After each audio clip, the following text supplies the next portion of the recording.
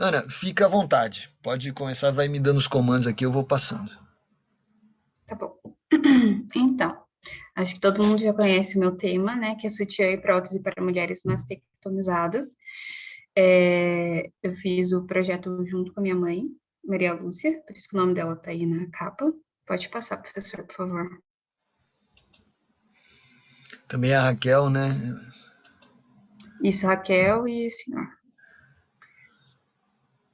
O câncer de mama, ele é o segundo tumor mais comum entre as mulheres, segundo os dados do INCA. Ele é mais incidente em mulheres com mais de 35 anos e, segundo uma pesquisa do próprio INCA, o câncer de mama feminino no Brasil, em 2019, que foi a última pesquisa que saiu, foi de 59.700 novos casos. E a partir do momento que é identificado um nódulo através de uma mamografia de rotina, são feitos alguns exames para descobrir qual é o tipo de neoplasia, né? Qual é o tipo de câncer, se é benigno ou maligno. Porque é preciso entender qual que é o estágio que o câncer está para poder iniciar o melhor tratamento. E eles são classificados de 0 a 4, sendo o estágio 0 indicativo de um câncer não invasivo, e o 4 é a forma mais grave da doença. Se o câncer de mama for diagnosticado precocemente e tratado na primeira fase, as chances de cura do câncer elas são muito grandes, que pode chegar até 95%.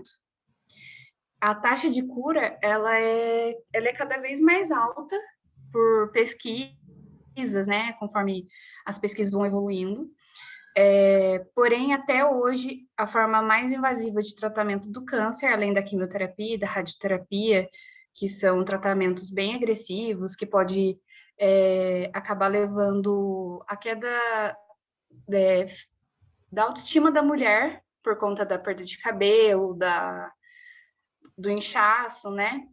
Além disso, também tem a cirurgia, que hoje existem dois tipos principais de cirurgia. Uma é a cirurgia conservadora da mama, ou o nome dela é lumpectomia, a quadrantectomia e a mastectomia parcial ou mastectomia segmentar, que ela consiste na retirada do segmento da mama, ou seja, do tumor. Ele retira a parte onde o tumor está localizado no seio da mulher.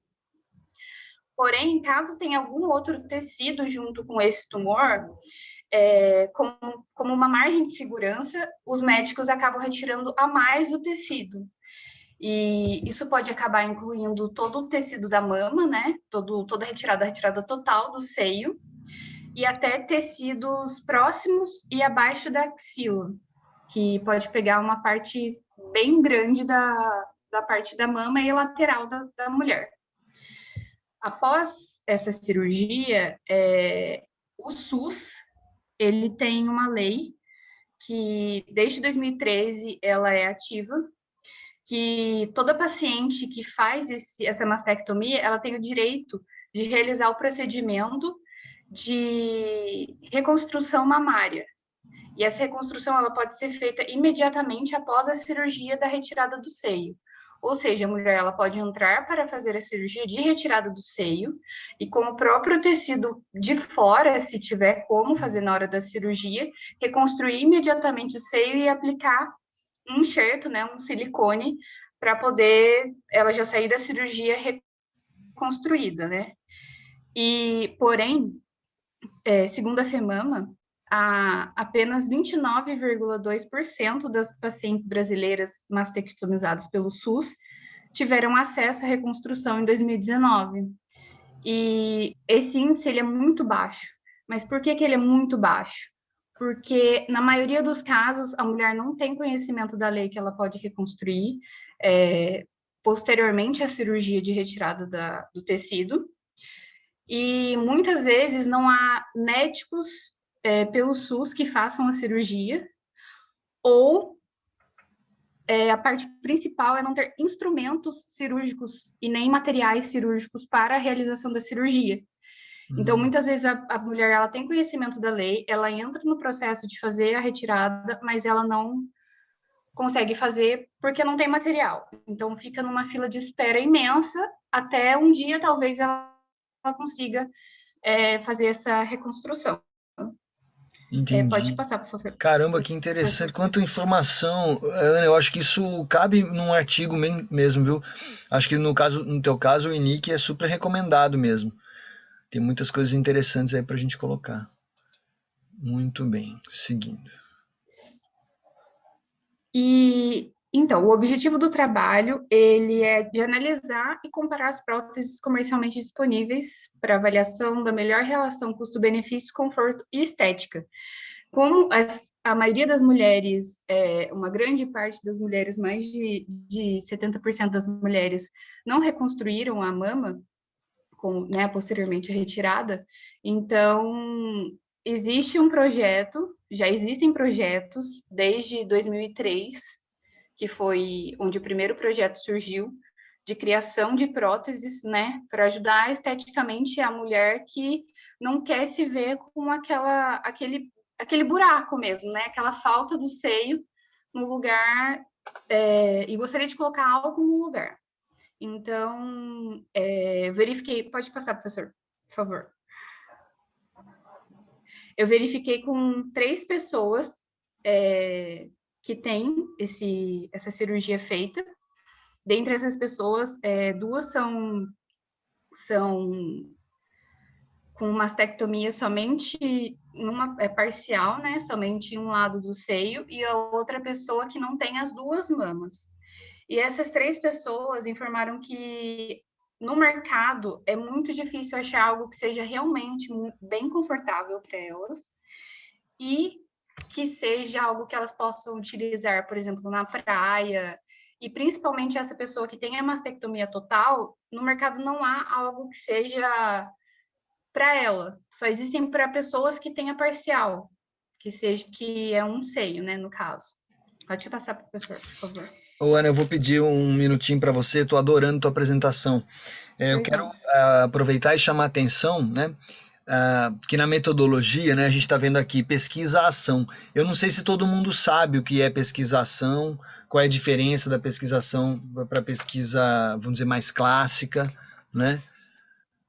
Queria talvez falar um pouquinho bem rapidinho, né? A gente está na aula de metodologia, né? Então, a pesquisação é uma, vamos dizer, uma pesquisa social, né? Que tem uma base empírica, né? E que é realizada em associação com uma ação para resolver um problema direto, às vezes problema coletivo, pode ser um problema social, ou às vezes um problema individual, um estudo de caso, né? Onde os participantes estão envolvidos diretamente nisso, né? De modo cooperativo, de modo participativo, né? Então, eu acho que era legal a gente dar essa ênfase. É uma pesquisa mais onde existe um vínculo forte entre o pesquisador e o tema, né? Um vínculo direto. Enquanto que tradicionalmente, né, aquela pesquisa mais convencional, tradicional, é uma coisa assim mais fria, e existia uma noção de que era até interessante, o pessoal positivista, o pessoal das exatas, né? Tinha aquela coisa de você não pode interferir no experimento, não pode ficar fazendo, olhando de modo tendencioso e tal. E a pesquisação, ela é o contrário disso, ela é assim, a gente realmente tem um interesse naquilo que tá fazendo, quer resolver um problema, né? E no caso da Ana, isso é muito, muito bonito, né? Desculpa, eu estou falando, puxando esse lado, mas eu achei que era importante comentar. De fato, é um envolvimento que faz com que o trabalho ganhe sentido, tá? Mas legal, vamos dar uma sequência aí. Essas são as próteses que eu encontrei disponíveis no mercado hoje. Uma delas, vou começar pela terceira prótese. A terceira prótese, ela possui um material sintético e ela é preenchida com bolinhas de isopor. E essas bolinhas, elas são maleáveis, então dá para a mulher colocar, encaixar a prótese no sutiã e moldar de acordo com o seio dela, entendeu? Se o seio for mais para baixo, mais para cima, ela consegue moldar mais ou menos de acordo com o formato do seio dela. A segunda prótese, ela já possui esse formato mais parecido mesmo com o seio, e ela é formada por um silicone, né? E esse silicone, ele é muito duro, ele é um material muito duro para poder ser utilizado também. Ele, apesar de ser esteticamente mais parecido a um seio, quando colocado na pele, ele dá maior sensação de ser parecido com um seio natural, ele é muito pesado e quente, porque quando a mulher utiliza esse material de silicone, ele acaba esquentando muito aonde seria o peito da mulher. E a primeira prótese seria mais ou menos como eu tinha pensado em fazer e desenvolver, que seria já com a auréola e o mamilo, e com material mais leve. Essa prótese ela já existe no mercado, né?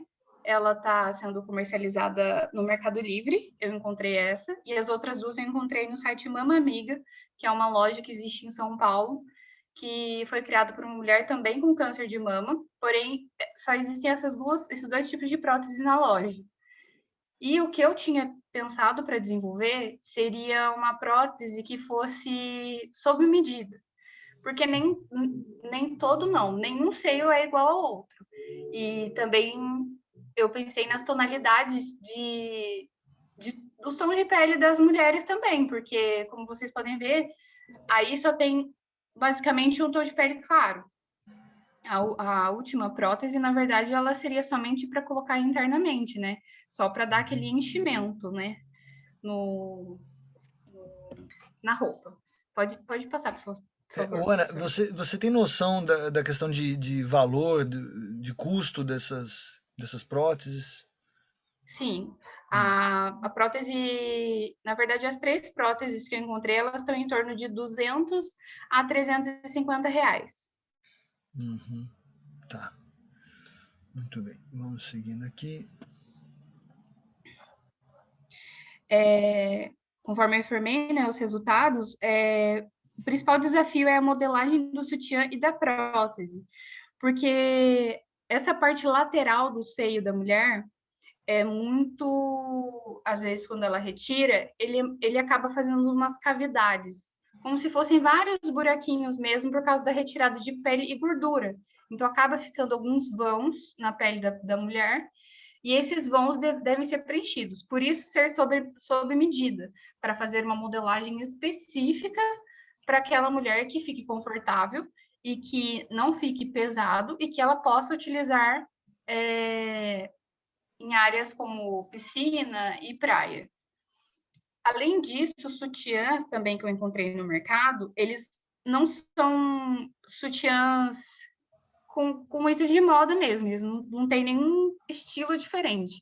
Ele é um sutiã, encontrei vários bege, assim, vermelho, mas que são aqueles sutiãs mais antigos, com renda. Pode passar, por favor, professor.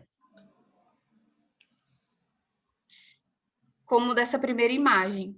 E ele tem um buraquinho na lateral dele, esquerda ou direita, dependendo de qual seio a mulher retirou, e que você pode colocar a prótese lá dentro. Então, a prótese ela vai ficar justamente na onde está o bojo do sutiã. Ela não vai sair, ela não vai aparecer como se fosse um seio para o lado de fora, ela simplesmente vai ser encaixada ali dentro. E a minha ideia, eu fiz esse primeiro croquis para poder demonstrar, né, como seria a prótese que eu tinha pensado. Ela tem essa parte lateral um pouco maior para poder encaixar a prótese que for para cobrir a parte faltante lateral da mulher. Então, essa parte lateral mais grossa é proposital. Pode descer, por favor, passar. E nessa ficha técnica, ela é exatamente o projeto que eu gostaria de desenvolver, com mais cores, né, com diferentes tipos de cores, sendo 3 cores principais, sendo o vermelho, azul e amarelo, cores primárias, preto e o branco, e tons de nude. Os tons de nude que eu tinha pensado seria desde o tom mais claro até o tom mais negro. Então, seriam vários tipos diferentes, tanto de cores de sutiã, quanto de cores de prótese. E a prótese sempre tentando chegar na tonalidade mais próxima da mulher. Além disso, a composição ela seria feita de gel polímero, que é um componente que ele é mais próximo ao silicone, e fisicamente ele, quando você apalpa, ele dá a sensação realmente de estar tocando num seio. Então, para ficar visivelmente confortável, ficar confortável e visivelmente bonito, esteticamente bonito também. Acho que pode passar, professor. E a conclusão da pesquisa é que, hoje em dia, as próteses e os sutiãs disponíveis no mercado, elas até podem auxiliar as mulheres, porém, com o desenvolvimento de uma peça sob medida, que fosse exatamente para aquela mulher, exatamente para aquela pessoa, além da parte estética, que seria, né, o ideal, e a preocupação seria essa, né, principal, da parte estética, além disso, seria a qualidade de vida e a autoestima da mulher. Até porque muitas dessas mulheres, elas acabam já tendo a autoestima muito afetada por causa da doença, e até, além de passar por todo aquele processo de radioterapia, quimioterapia, ter que retirar a mama, ela se sentir mais bonita com o corpo dela também. E é isso. Muito Obrigada, bem. gente. E aí, gente, olha só. Aqui no final, que é o nosso tema de hoje, eu queria falar um pouco sobre as referências. Tá aqui, ó, as referências que a Ana usou nesse trabalho, né? A gente vai dar umas dicas sobre essas coisas hoje. Muito bem. Tá aí. Eu acho que é uma pessoa completamente envolvida com o trabalho, com a pesquisa. Só tenho a agradecer, Ana. Achei que foi legal. E acho mesmo que precisa virar um artigo INIC mesmo, sabe? Uhum. Assim como acho que outras pessoas aqui na turma também têm esse potencial, né? O meu papel é incentivar vocês e dar o apoio, independentemente de prazo de disciplina, tá, gente? Aí tô falando carreira mesmo, enfim, um curso como um todo, né? Beleza. Então tá bom. Agora eu vou passar para uma segunda parte de hoje, que é esses dois materiais. Eu produzi 2 PDFzinhos a partir de livros de metodologia falando sobre citações e referências. Eles se repetem um pouco, então acho que não há necessidade de apresentar totalmente os dois, mas eu vou começar. Eu vou mostrar um pouco da visão da Cecília Minaio, e em seguida eu comento um pouco o Gil, que é o Antônio Carlos Gil, que é um pouquinho mais específico, mas também é legal a gente ver. Deixa eu só ver se está abrindo para vocês. Está meio devagar aqui, vamos ver. Aí, chegou, né? Acho que está na tela para vocês. Beleza. Então, esse material que está aqui, ele está no PDF também, disponível no ambiente virtual, né? A partir de quais fontes, né? Quer dizer, aí é um capítulo onde está falando sobre o desenvolvimento do trabalho, né? E a importância da gente ter mostrar que nós não estamos começando do zero, né? Dar aquela contextualização, mostrar os caminhos, né? A trajetória que a gente trilha em termos de estudo mesmo, né? Então está aqui, ó. Num projeto científico, muitos autores e dados são citados. Tem uma enorme variedade de fontes que um projeto pode utilizar. Livro, capítulo de livro, artigo de revista científica, revistas leigas às vezes, jornais, quando você quer, às vezes, discutir temas que são muito atuais, onde as coisas estão mudando muito rápido, em que você quer discutir, às vezes, um calendário de um evento. Então, muitas vezes a gente pode usar também jornais, documentos oficiais, né? Informações pessoais, teses, dissertações, monografias, lembrando que a universidade, aliás, todas as universidades brasileiras, tem um banco de dissertações e teses, você pode acessar e baixar o PDF. Então, isso é uma coisa legal. No caso da Univap, você entra lá no sistema da biblioteca, você pode pesquisar os trabalhos que já foram publicados, e é bem interessante, né? Bancos de dados, que acho que não aplica muito para vocês, mas para outras áreas aplica. O acervo a essas fontes pode se dar consultando um acervo disponível numa biblioteca, numa coleção pessoal, mas hoje é cada vez mais comum, vocês devem saber disso muito melhor que eu, a gente buscar referências e citar referências que estão disponíveis na internet. Mesmo quando é livro ou capítulo ou artigo, muitas vezes existem edições online, enfim. Né? Então você pode consultar gratuitamente textos, dissertações, uma série de materiais. Né? A gente pode entrar virtualmente nas bibliotecas das principais universidades do Brasil, a gente tem essa facilidade na Univap. A consulta à internet tem ainda uma vantagem, que se for uma coisa muito específica que você tem, que você precisa pesquisar, alguma coisa mais difícil de achar, você tem acesso ao mundo inteiro, né? Você pode pesquisar e trazer material de outros lugares e tal. Aí precisa saber um pouquinho de inglês, né? Eu acho que é o básico, mas imagino que todo mundo tem uma certa noção. Que mais? Consultar o site de busca, claro, né? Google, tem o Google Acadêmico, né? Que as pessoas usam.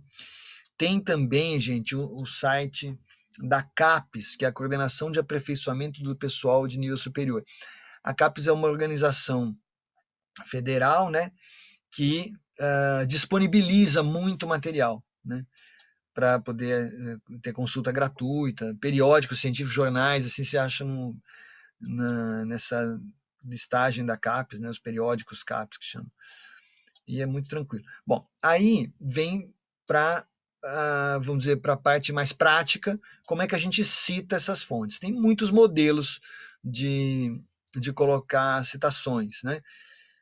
Em geral, a gente usa, quando vai falar no meio do texto e vai citar, a gente vai se referir a uma ideia, um trabalho, um conceito, foi apresentado por um grupo, por uma pessoa, num outro trabalho, a gente vai colocar do jeito que está escrito aqui, ó, o sobrenome do autor em letras maiúsculas, tá? Vírgula, e aqui o ano da publicação. O chamado Chicago Style, né, na Universidade de Chicago, é referência para a área de história. Isso aqui então é um jeito muito comum da gente fazer a citação, né? No Brasil, a gente tem a ABNT, que é a Associação Brasileira de Normas Técnicas, que regula essas coisas, né? É uma entidade sem fins lucrativos, já tem décadas, né? E ali são disponibilizadas as normas mais atuais disso que a gente está falando, né? De várias coisas e também das referências, citações. Tem um site aqui, ó, www.bnt.org.br, onde tem muitas informações, vocês podem olhar lá, consultar, né? E muito bem. A gente tem também um serviço na universidade, você tem acesso, você pode falar até com a bibliotecária, pegar umas dicas, dependendo do que você quer saber, mas o site da BNT é bem tranquilo. Tem versão impressa dessas normas, né? As formas mais comuns são as que a Cecília Minaio, ela faz um trabalho mais básico, então ela comenta as coisas que aparecem mais, né? Citações diretas e indiretas. Vocês sabem qual é a diferença de uma citação direta para uma citação indireta? Não. A citação direta é aquela que você copia um trecho, você transfere, você pega do artigo original e você coloca lá, conforme diz Bruna Borges no artigo dela, em 2021, aí você vai lá e pega um trecho do artigo e coloca, né? Mas tem um outro caminho que é a citação indireta, né? Você pode, em vez de pegar uma cópia literal da parte da obra, você comentar a ideia. Conforme comentado por Bruna Borges no seu trabalho em 2020, no congresso tal, o importante é a gente levar em conta, e aí vai. Então, você não precisa, tem esses dois jeitos de você citar o trabalho, né? O que a gente recomenda? Que se evite colocar muita citação direta, porque senão o trabalho fica com uma cara meio Frankenstein, sabe? Vai colando pedaço meio remendado, né? Às vezes é importante, né? Às vezes tem algo que nem eu estava tendo uma aula agora com um professor da USP sobre psicanálise, né? Ele falou assim, ó, na aula de hoje eu vou precisar pegar um trecho exatamente do jeito que Freud falou, porque esse estilo, essa linguagem, isso a gente vai analisar. Então tem uma razão específica, você vai lá e pega. Mas sempre que possível, o melhor é você fazer a citação indireta. Então você dá a sua interpretação, comenta, ela escreve com as suas palavras, tá? Porém, do mesmo jeito, depois que você falou, você vai pôr entre parênteses lá o sobrenome do autor e o ano, para as pessoas saberem que você tem essa referência, né? Você se baseou nisso para desenvolver suas ideias, para apresentar seu argumento, né? Tá, muito bem. E também existe um caso que assim, a gente evita, que é a citação de citação. Quando você não tem acesso a um texto original, mas outra pessoa fez um trabalho, e aquela pessoa citou um autor. Aí você vai citar o autor citado por aquela pessoa. Aí é a citação de citação. Mas a gente, se puder evitar, evita para não ficar muita escadinha assim. As citações diretas devem ser breves, evitar copiar trechos grandes, colocar frases curtas de preferência. Aí tem uma outra diferença, uma outra especificidade. Se você tem uma citação de até 3 linhas de texto, vai lá digitando, deu 3 linhas, não tem importância, beleza. Você coloca lá, coloca na própria, do correio do texto, que nem a gente está vendo aqui na tela, coloca ali dentro do texto aquela frase, se você vai fazer citação direta, entre aspas, para dizer que aquilo foram as palavras que foram usadas originalmente, e depois você menciona o nome do autor. Aqui tem um exemplo, né? Ó, desse tipo. Aqui, ó. De acordo com Matar Neto, 2002, página 206, quando é citação direta, a gente normalmente diz que página que está aquilo, se a pessoa quiser conferir. De acordo com Matar Neto, 2002, página 206, a concepção de que o conhecimento é coletivo é a principal justificativa da necessidade de referência. Então, é uma frase que o Matar Neto falou, escreveu, né? Enfim, a gente coloca desse jeito. E aí põe entre aspas, né? Agora, eu poderia transformar isso numa citação indireta. Matar Neto, em 2002, argumenta em seu trabalho que a concepção do conhecimento ser coletiva que justifica a gente precisar das referências e dar valor para as referências. Aí eu estou usando as minhas palavras, aí não tem aspas, né? Muito bem, se a citação ultrapassar 3 linhas, se você vai pegar um trecho literal, né, que foi publicado por outra pessoa, se passar de 3 linhas, você também vai usar a identificação de autor, ano e a página, do jeito que a gente está vendo aqui nessa sequência. Só que aí você vai dar um destaque para evitar confusão, que às vezes a pessoa pega um parágrafo inteiro. Então você faz diferente, você vai colocar a letra menor. Quer ver? Aqui tem um exemplo, deixa eu ver. Olha esse caso aqui. Então, todo esse trecho é a citação direta. Severino destaca que numa referência bibliográfica, o sobrenome do autor e o título do documento possuem destaque gráfico, ou seja, o sobrenome do autor que abre a referência deve vir em maiúsculas ou caixa alta, enquanto o título principal deve vir em itálico, grifado, quando o texto é datilografado, blá blá blá. Então você tem uma citação direta, né? Só que longa. O que acontece? Colocou em itálico, né? E outra coisa, não sei se vocês repararam aqui, tá vendo que tá espaçado? Aqui é a margem, né, do texto. Aqui nesse trecho ele está deslocado para o meio. Normalmente usa-se 4 centímetros de deslocamento para mostrar que aquilo não é seu mesmo. Tá? Dá um destaque que você pegou a citação direta. Deixa eu ver aqui mais. Notemos que na citação acima houve o corte. Cortou o começo da frase, né? Então utiliza o colchete. Vamos ver lá no começo? Ó, para dizer que pegou no meio da frase. Então coloca um colchete com reticência. Para dizer que é melhor. Às vezes, se é uma frase muito longa, você não precisa pegar inteira.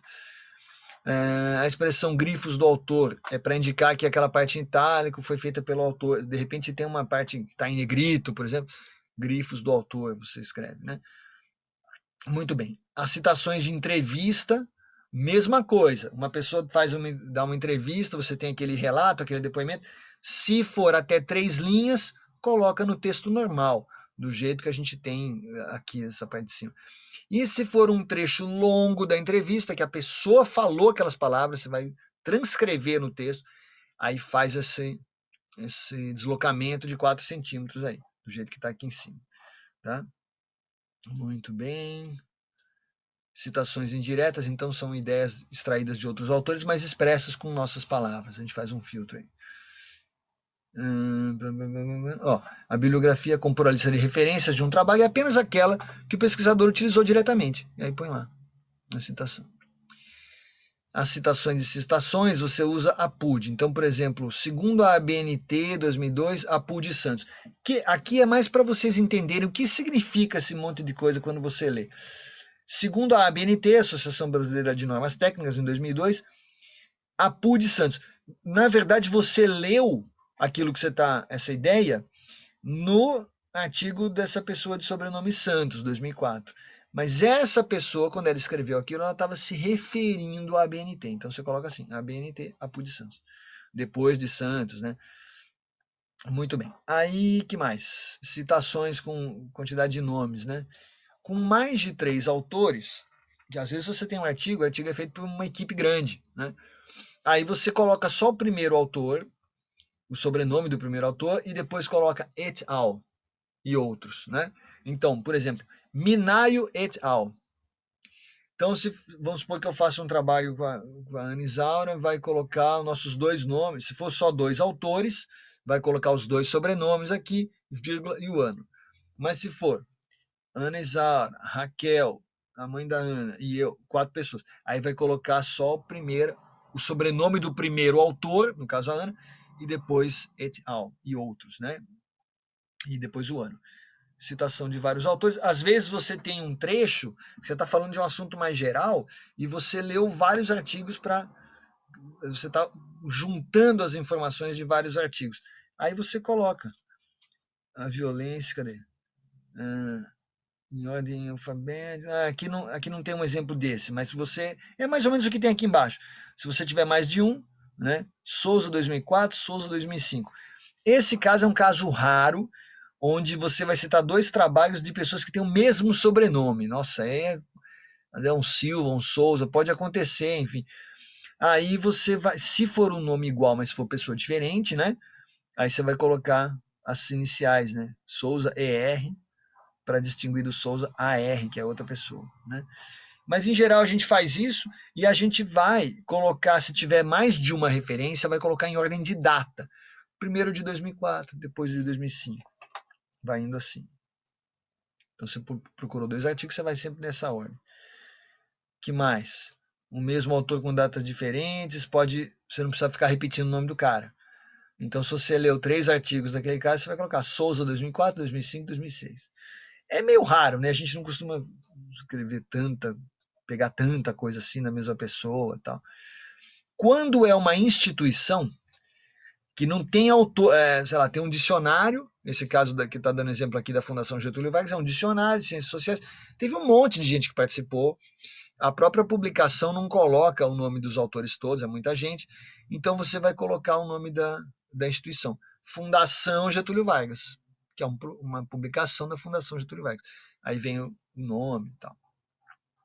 Cidade, editora e ano. Aí tem outras citações informais, né? Aula, conferência, tabela.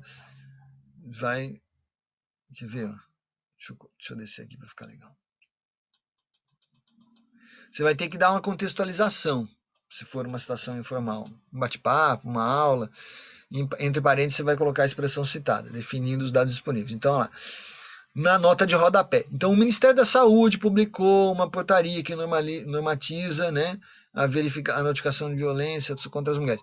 Lá no rodapé, você vai colocar notícia fornecida pelo professor Paulo Bage em palestra na Escola Nacional de Saúde Pública em novembro de 2006.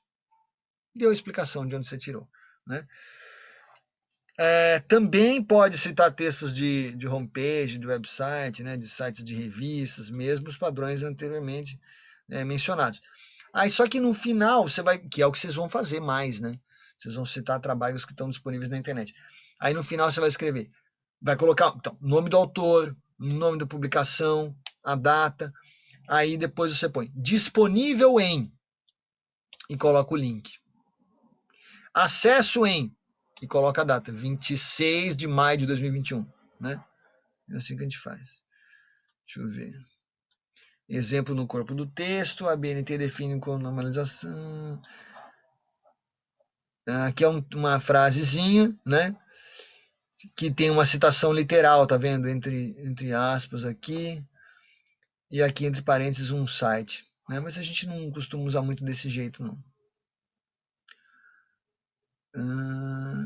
Na lista, aqui seguindo, lista de referências.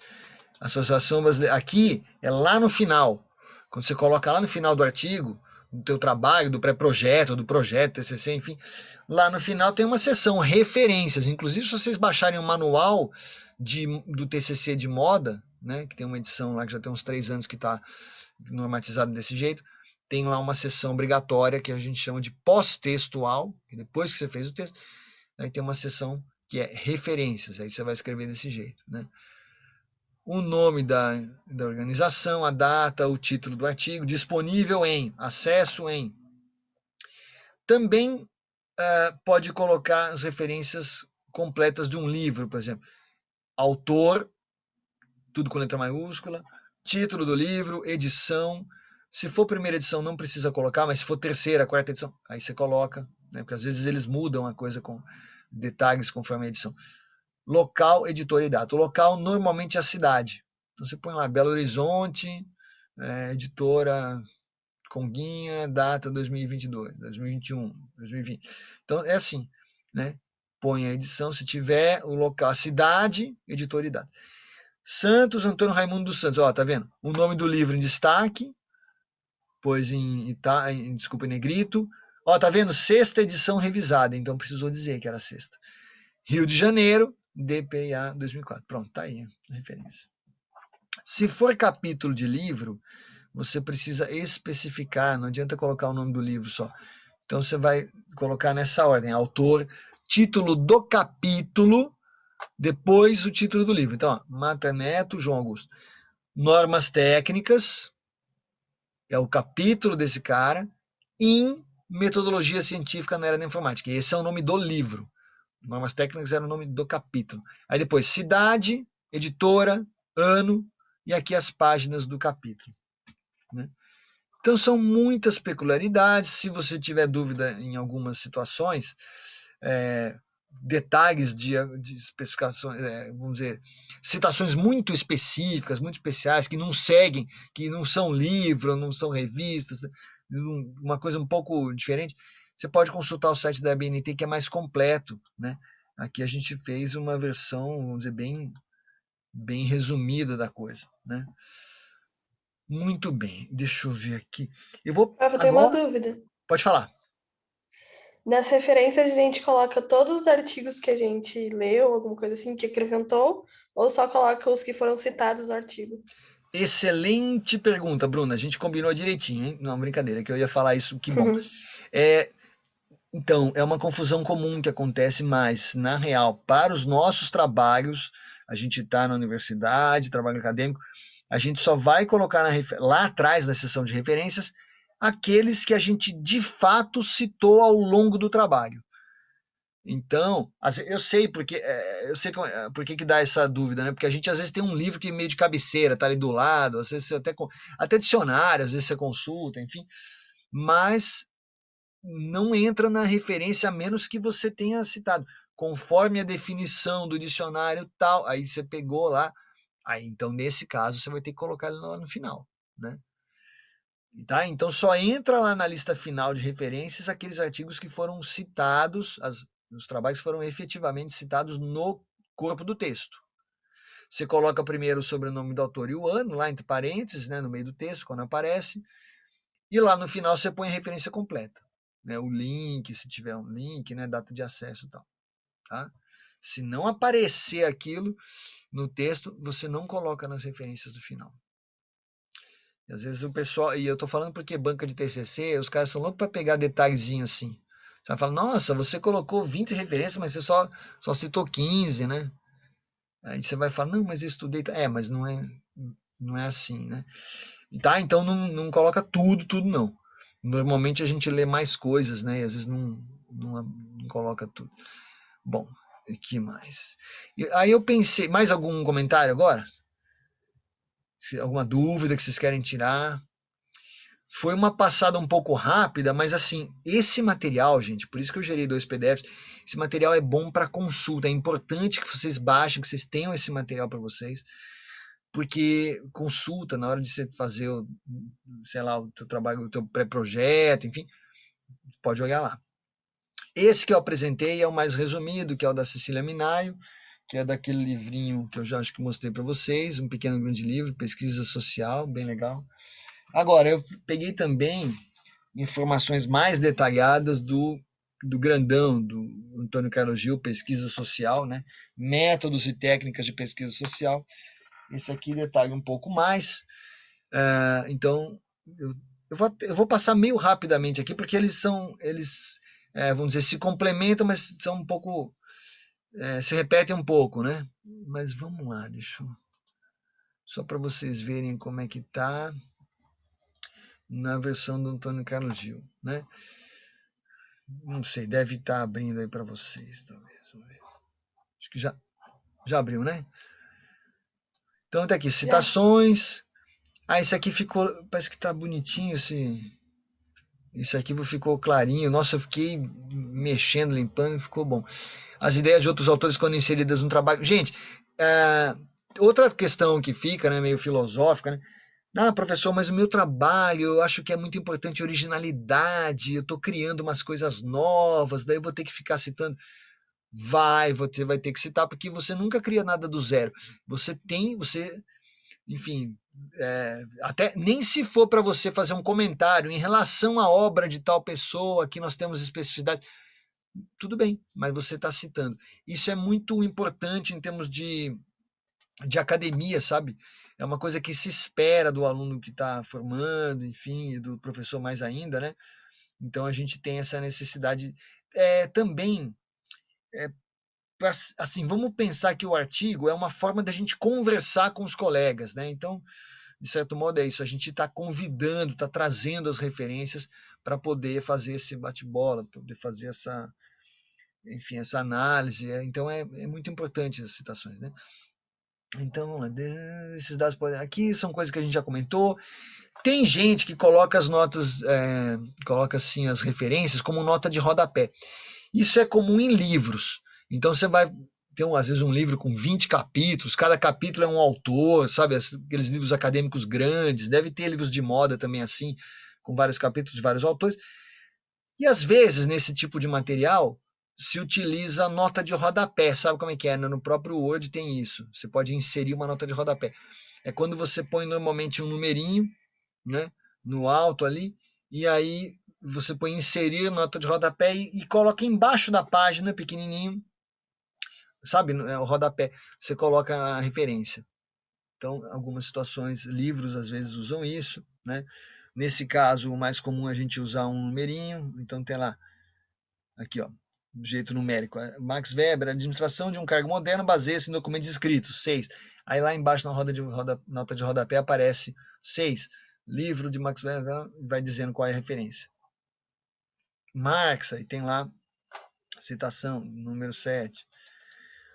Um outro, você também pode fazer, isso é nota de rodapé, você também pode fazer do jeito que a Cecília Minaio colocou, é o mais comum, é quando você tem a citação, direta ou indireta, e no final põe o sobrenome do autor e o ano, né? Muito bem.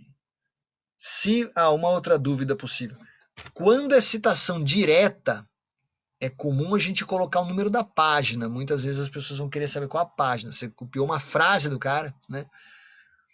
Viver é melhor que sonhar. Tá, livro tal, página 35. Né? Então tá lá.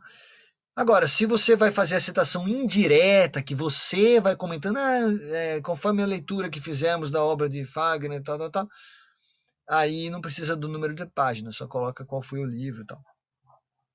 Tá? Então, o número de páginas é só quando for citação direta, que tiver aspas mesmo, foi copiado, do jeitinho que a pessoa falou.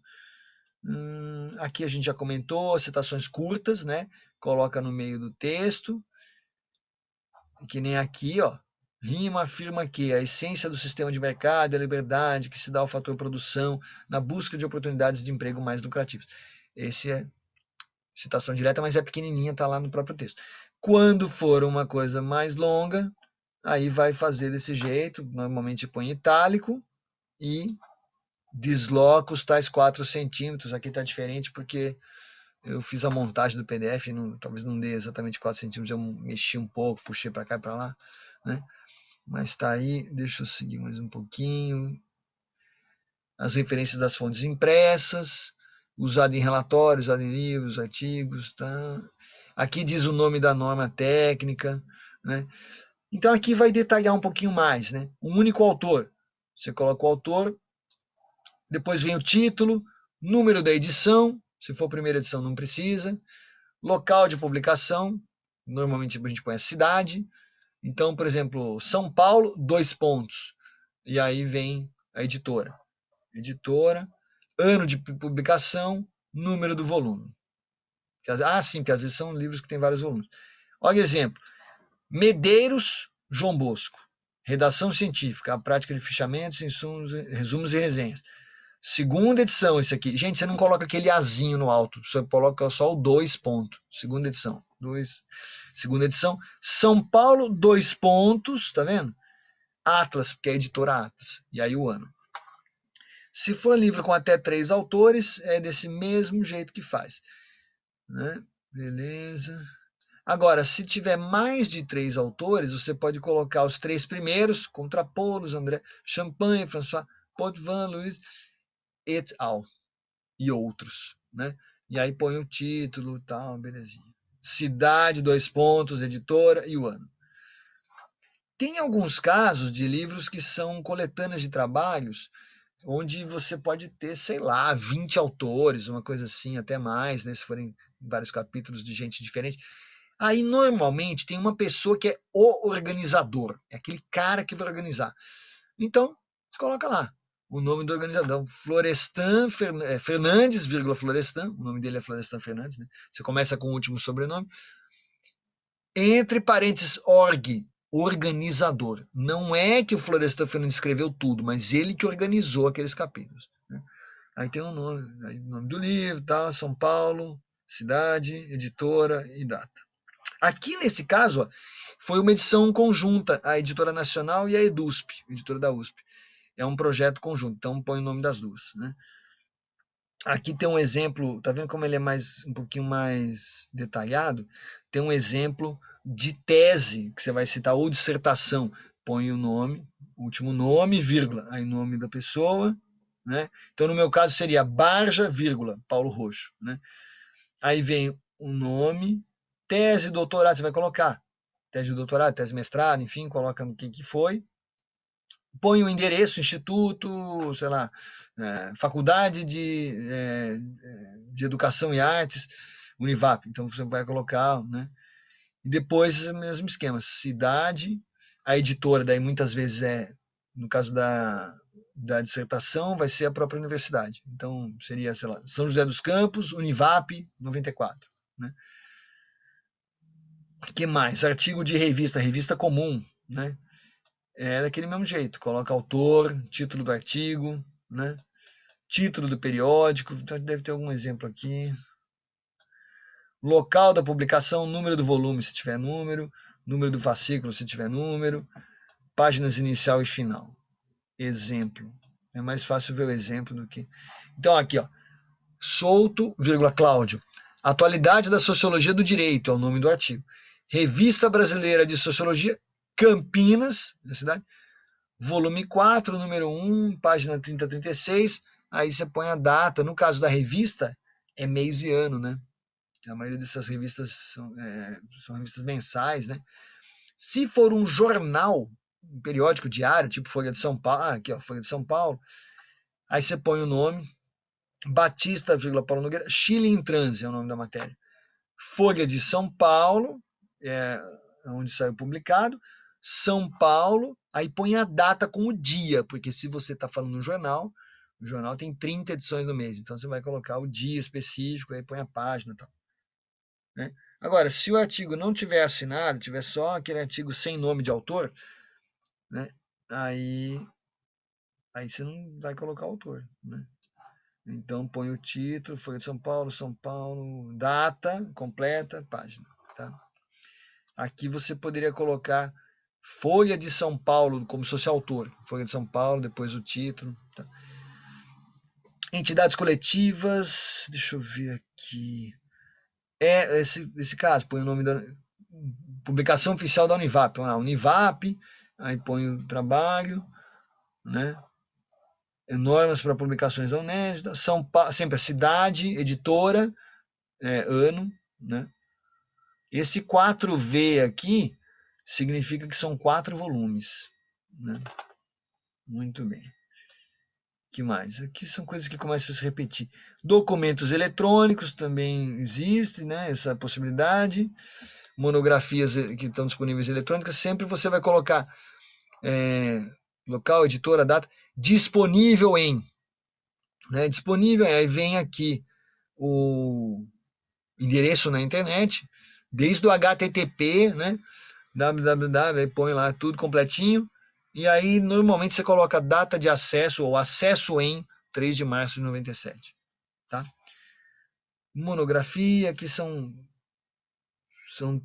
esse caso é mais raro de ter, mas é um título de uma, quando dizer, às vezes um capítulo ou um subitem da monografia eletrônica, daí você coloca lá o subtítulo, o nome, daí depois põe o nome completo da publicação. Aqui, ó, por exemplo. Isso é usado assim, ó, quando é enciclopédia, quando é aqueles materiais imensos, né?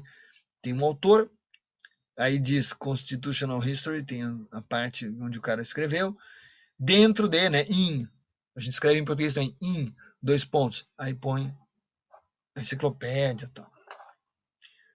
Artigo de revista, já falamos, tudo isso aqui. Então, de resto, é isso que a gente já viu. Artigo de jornal, lembrando, o jornal como é diário, né, no caso desse diário, aí você vai pôr aqui a data de acesso, né, o dia que você consultou. Aí tem uma outra dúvida, né? As pessoas falam assim, professor, eu comecei a escrever artigo, fiquei 30 dias escrevendo, né? Eu consultei o artigo em abril, aí eu fui aquela referência, né? Depois em maio eu estava mandando, resolvi conferir o link, entrei de novo em maio. Se você entrou de novo para conferir, a tradição é para a gente colocar, a gente deve colocar então na referência o último dia que a gente acessou. Então quando coloca assim data de acesso, né? 20 de outubro, você põe o último dia que você olhou aquilo, né? E nesse caso era jornal, então tem a data com o número, com o dia, 19 de outubro, né? Imagina você ter que pegar a coleção toda da Folha e ficar vendo dia por dia, não dá, né? Então são essas dicas, né? Que são as mesmas que se usa nos trabalhos, por exemplo, do INIC, enfim, no TCC a gente sempre vai usar assim, né? Então era isso que eu queria passar, né? E agora eu tenho vamos dizer, tem dois caminhos aí para a gente, né? Nós temos os pré-projetos, né? Eu não sei como é que está o andamento disso, eu gostaria de ver, mas tem a questão do ritmo de cada um, eu não sei como é que vocês estão fazendo. Se alguém quiser, a gente vai estar com bastante tempo, está cedo ainda, a gente pode dar um atendimento e eu verifico, mas a gente ainda tem a semana que vem também para isso, né? O que eu queria que vocês fizessem um exercício que é muito simples, que é treinar, fazer uma pequena tarefinha que é de aplicação das referências e citações. Então, como que vai ser isso? Você vai pegar, eu já abri lá, deixa eu colocar online aqui, a página nossa, deixa eu ver se eu localizo. Nossa página no ambiente virtual, que daí eu já mostro. E aí, se tiver qualquer dúvida, vocês falam comigo. Eu criei essa tarefinha para vocês fazerem, que aí já é mais um evento, mais uma tarefinha para a gente considerar. E aí a gente vai ficando com o semestre, vai diluindo, não fica aquele peso todo na prova, sabe? Para evitar que fique uma coisa muito complicada. Então, deixa eu ver. Vou ver se eu abro aqui para a gente pôr na tela a tarefa. Mas a tarefa é basicamente você pesquisar, pode ser em livro que você tenha ou internet, acho que a maioria de vocês tem a tendência de jogar na internet. Vocês vão pesquisar, buscar artigos, pode ser de jornal, pode ser artigo acadêmico, você pode entrar no Google Acadêmico, né? Fazer uma busca de materiais sobre um tema que é um tema de escolha individual de vocês, que está relacionado com o interesse de vocês em pesquisa. Então, o pessoal que está fazendo o pré-projeto, né, todo mundo, pensa em palavras-chave, né, ideias assim que estão relacionadas com aquele pré-projeto, né, e aí dá uma busca na internet. Aí vocês vão baixar, ou não precisa baixar, vocês vão consultar 3 referências, vocês vão selecionar uma frase de cada uma. Deixa eu mostrar aqui, quer ver? Acho que já está pronto para ir para a tela. Aí vocês vão procurar 3 referências, vão pegar uma frase de cada um, vão colocar, copiar, pode ser citação direta, não precisa ser com as palavras de vocês, se quiser fazer, pode. Aí põe a frase, põe entre parênteses lá, Baja 2020, põe quem foi o autor, o ano, do jeito que a gente viu agora na aula. Faz 1, 2, 3. Depois que você citou as 3 referências, você vai fazer uma seção de referências bibliográficas embaixo, do jeitinho que tá pedindo aí, com nome, sobrenome em maiúscula, aquela coisa toda. Deixa eu colocar na tela. Peraí, share screen. Sim, e uma coisa que eu não comentei e que esses caras não comentam, mas até dá um toque para a Ana também, é que normalmente, quando não se fala nada, tá o padrão, quando você coloca as referências lá no final do trabalho, você coloca por ordem alfabética. Então, por exemplo, vamos ver aqui, eu quero citar um artigo de cada aluna, né? Então tem lá a Ana Isaura Santos, tem o Paulo Roxo Baja e a Bruna Borges. Então, na hora que você vai fazer, e a Júlia Onishi, né? Então, quando você vai fazer a lista de referências, lá no final do trabalho, você vai começar com o primeiro sobrenome. Então, por exemplo, o primeiro artigo vai ser o Baja, não sei o quê. Depois, o segundo artigo vai ser Borges, Bruna. Daí o outro vai ser Onishi, Júlia. Aí depois vai vir Santos, Ana Isaura. Então, vai por ordem alfabética do sobrenome do autor, do último nome do autor. Tá? Deixa eu colocar aqui. Então, agora deve estar abrindo para vocês a nossa página. Tá aqui. E eu vou descer para a gente ver como é que tá o que eu tô querendo. Pera aí.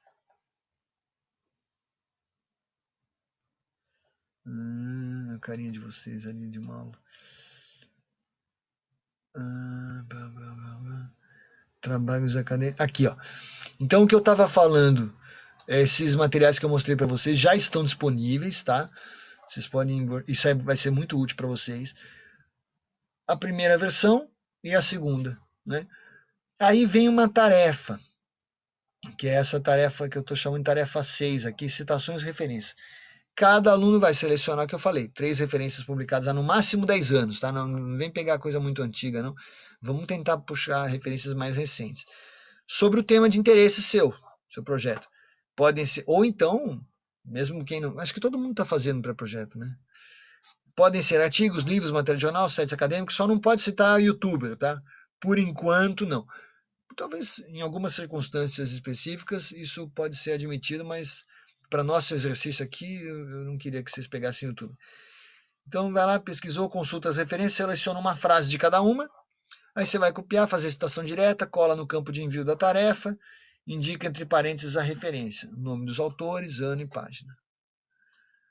E no final você faz a seçãozinha de referência, né? Quer ver? Vamos ver se a gente... Será que eu consigo... Se eu clico aqui... não é essa. A gente quer a tarefa 6, espera aí. A 7 é o pré-projeto, tá? Mas é que essa aqui de hoje era bem... Aqui é o pré-projeto. Beleza, vamos voltar lá. Eu vou mostrar essas 6 aí. E aí já dá... Esse tempo que vocês vão fazer isso já completa para a gente o período de aula de hoje. Então, aqui, ó. Citações e referências. Então, tem todas as instruções que eu já falei, tá tudo aqui. Aí você clica. É que a minha versão vai ser a versão de professor, né? Beleza. Mas você vai... Quando você abre a tarefa, quando vocês abrirem a tarefa, vai ter lá o campo, não vai ser de anexo, nada de anexo, não precisa disso. Aquele campo mesmo, onde você vai colocar as frases, copia e cola. Olha, gente, vou dar uma dica, tá? Não é obrigatório, mas assim, eu já fiz cursos online e tal. Eu, por segurança, quando vou fazer alguma coisa de colocar, digitar direto no campo lá, eu faço no Word, abro o Word, às vezes até o bloco de notas e tal. Faço ali e depois copio e colo, sabe? Eu acho que é mais seguro. E aí você guarda uma cópia daquilo lá. Só por caso de, sei lá, dar um azar e caiu a conexão, qualquer coisa assim. Então, em vez de fazer direto ali, eu faço num outro arquivo e depois copio e colo. Mas isso é questão de vocês, tá? Eu deixei aberto até amanhã, mas eu acho que vocês podem fazer isso hoje, porque tá cedo, tá tranquilo, né? E agora a minha pergunta é, vocês querem, tem alguém que quer fazer atendimento do pré-projeto, que quer olhar como que é o OG, a gente pode fazer isso hoje, fazer uma escalinha, ou se não, eu libero vocês para vocês fazerem essa tarefinha que é fácil, né? E aí, na semana que vem, eu vou fazer somente atendimento dos pré-projetos. A gente dá uma geral mesmo, vamos agilizar e ver se a gente consegue ir fechando isso, tá? Para ficar tranquilo para todo mundo. Tudo bem? Agora, se alguém tiver com assim, não, professor, eu quero ver se está legal, eu fiz uma coisa diferente e tal, eu posso atender hoje também. Como que vocês preferem fazer? Eu prefiro semana que vem. Querem deixar para semana que vem? Tem alguém que está assim com uma urgência, alguma coisa para hoje? Porque senão você se concentra para fazer essa tarefinha de hoje que é tranquila. E semana que vem a gente faz só os projetos, tá? Tranquilo isso? Uhum. Beleza. Então tá. De todo modo, eu vou ficar mais um tempinho online aqui. Vai que aparece algum atrasado, alguma coisa assim, eu tô aqui na área, né? Mas fora isso, vocês já estão dispensadas então para fazer essa tarefinha aí de achar as referências. Isso é legal para vocês, porque quando vocês forem fazer o TCC, vocês vão precisar de referências, então já vai começando a colecionar as referências, tá? Deixa eu ver, tinha uma outra coisa, só um último lembrete, porque às vezes a pessoa fica insegura, não, mas será que é assim mesmo, tal? Então, tem um exemplo no próprio ambiente virtual. Deixa eu só confirmar se eu estou falando certo. Lá embaixo, se vocês entrarem no final da página lá, tem uma seção que chama Exemplos e Referências, na nossa página do ambiente virtual. Exemplos e referências. Aí tem lá, o primeiro é um exemplo de artigo do INIC, que é aquele artigo da Lady Gaga, né? Se você clicar ali, ele está feito exatamente seguindo essas normas, né? Então eu acho que é uma boa, fica como um bom exemplo, tem lá, você já vai ver, né? É daquele jeito mesmo, no final as referências. Vocês querem ver isso agora quer que coloque na tela ou não precisa? Está disponível lá o PDF. É naquele esqueminha. Faz a citação, coloca as frases, né? Põe os nomes dos autores entre parênteses e no final faz aquela seção, referências, daí põe. Tá claro isso? Vocês querem ver mais alguma coisa? Quer ver um exemplo na tela? Ou não precisa? Acho que tá tranquilo. Tá tranquilo, né, gente? Desculpa, eu fico falando, às vezes explicando demais, mas é melhor demais que de menos, né? Então, tá bom. Qualquer coisa eu tô na área, vocês podem me cutucar e fiquem à vontade para fazer, então.